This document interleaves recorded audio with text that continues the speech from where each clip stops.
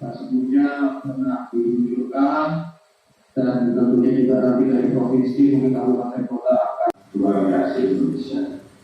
Karena pun bersama bantuan yang disampaikan oleh Pak Kerja dan data sebagai bansos tunai kepada Kementerian Sosial melalui persetujuan Bupati dan Wali Kota.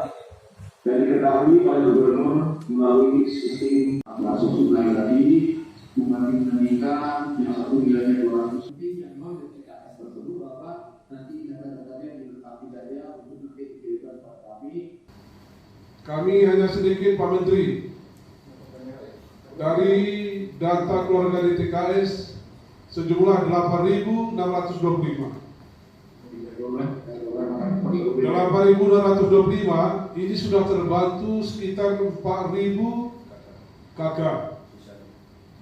Jadi sisa yang belum terbantu dari sembako dan program PKH ini sisa sekitar 4.000 kakak. Jadi untuk meringankan beban Pak Menteri, kami ada jalan keluarnya, solusi. Kebetulan di Bulog ini ada kasih log, ada beras cadangan beras pemerintah sekitar 100 ton. Ini mohon persetujuan Pak Menteri untuk kami pakai. Itu saja Pak Menteri, kami memang bukan zona merah, tetapi ada dampaknya karena kami di sini 80% petani kopi. Jadi sangat kurang beras. Mohon dukungan Pak Menteri. Terima kasih. Wassalamualaikum warahmatullahi wabarakatuh. Selamat malam. Waalaikumsalam.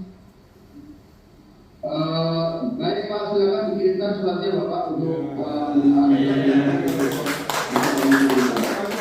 berikutnya Kabupaten Karo, Kabupaten